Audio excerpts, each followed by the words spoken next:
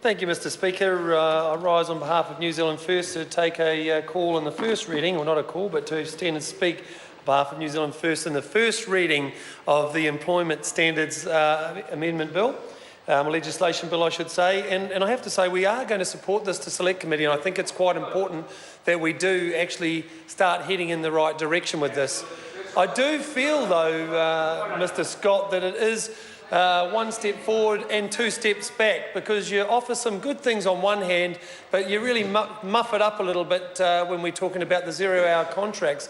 And I think that is probably the biggest thing in today's society around workers and contracts that people have got some serious concerns about. We certainly have those concerns. We've heard from Labor today that they have the same concerns, and I'm sure even National Party and their members will be having some serious concerns around those zero-hour contracts. And I just point out some commentary through the media that have come out with comments relating to that. And here it says here on the 21st of August 2015 on 3 News, bill allows zero-hour contracts in disguise, says on 3 News. And then it's got here on the 12th of July 2015, where's the zero-hours contracts ban? Because in actual fact, they haven't banned zero-hour contracts. And that is what has been put out largely to the people of New Zealand, to saying, you're right, we don't see the sense in zero-hour contracts, we're getting rid of them. And when I've spoken to people building up to this legislation, they've said, well, I thought they'd gone. I thought they've actually been abolished and sent out. And in actual fact, they've just been dressed up, they've put a bit of lipstick on it, and you're calling it a pig, but in actual fact, we know that there's something a little bit more sinister hidden in that. And we hope that when we get this piece of legislation coming through the Select Committee, that this government will actually see the sense in what New Zealand First is saying, and clearly what Labor is also saying. While I'm talking about that, Mr Speaker, I'd just like to point out a media release that was sent out on the 12th of July by the Minister himself, Michael Woodhouse.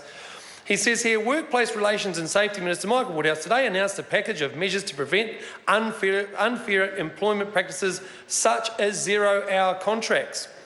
New Zealand has a well-functioning labour market in general, and our employment relations framework aims to strike the right balance between flexibility and certainty. But the flexibility for the employees, I would suggest, and the certainty for the employees, for the employers, it just seems to be a little bit around the wrong way. For example, he says here, zero-hour contracts refers to employment arrangements, including permanent, where the employer does not guarantee any hours of work, yet requires employees to be available. This is unfair and makes it difficult for employees to plan their financial and personal lives.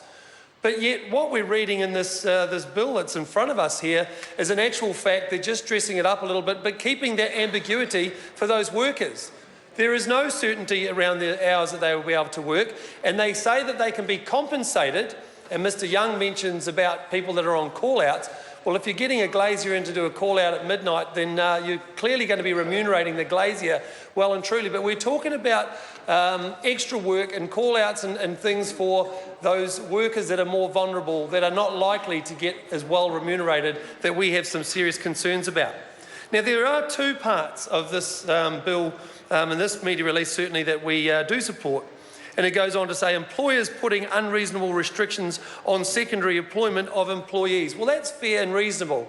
There is no way that an employer should be able to hold a staff member over the barrel and say, you can't go and work anywhere else.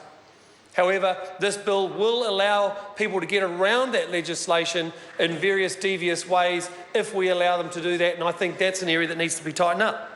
Another area which is good is employers making unreasonable deductions from employees' wages. Well, we've heard the stories of petrol pump attendants that they've had people drive up, fuel up their cars and then scarper off without paying, and the poor employee has been left to fit the bill because the boss has said that's not right. And I'm sure that's the very reason why this piece of legislation is to try and fit out some of those problems that are happening in workplaces. And certainly there are a vast number of workplaces where deductions are made on wages in kitchens and kitchen hands dropping plates, etc. They can be charged. Waiters, waitresses and maitre d's that are on queue that have people leaving without paying their bills could well and truly be forced to pay for those bills. We do support this select committee through to select committee, Mr. Speaker. We do have, like everybody else, some very serious concerns around those zero-hour contracts. I think this is going to work very negatively and make it acceptable and almost bring it into law, the practice of actually allowing zero-hour contracts to exist. Also, the cancellation at last minute of cancellation of shifts, Mr. Speaker. There are ways in this current legislation that employers could get around that by only giving employees 2-hour lots to work within.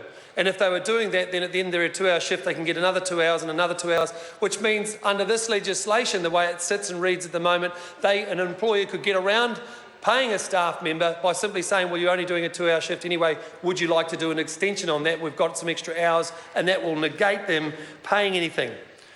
A big positive, however, is of course the extension on the paid parental paid parental leave. And I think this is a step in the right direction, and I would certainly like to think, and raising, my wife and I raising 3 small children ourselves, knowing the absolute importance of having those first 6 months at home with your child. A lot of mothers choose to breastfeed, and it certainly is a very, very important part of the child's learning, good for their cognitive, their learning, good for their immune systems. And it seems absurd that we force parents out back into the workplace without actually giving them an extended period of time to actually bond with their child and get their child into some patterns. And it's no surprise also that we see Mr. David Seymour, who does remind me a little bit of Virgil from Thunderbirds Ago, with his puppet on a string type sideshow that we see from time to time. And the reality is, Mr. Speaker, there should have been support for Sue Moroney's and Labor's bill earlier on in the year, and we were disappointed that that wasn't supported. Mr. Speaker, labour enforcement officers are going to be a big part of this new legislation, and there is going to be some big fees and fines dished out to those employers that are going to be breaching laws and regulations, and I think that comes in positive grace as well. Again, New Zealand First supports the direction of this bill.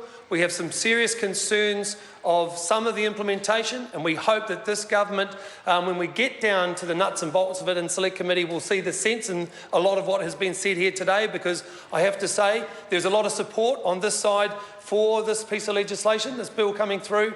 We are very concerned on a number of aspects, and we would like to think that those changes could actually be modified for the proper. In the proper benefit.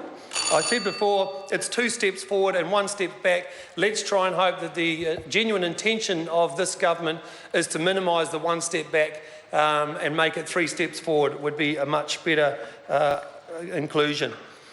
Finally, this bill, obviously being an omnibus bill, is very, very clunky and mishmoshed and put together.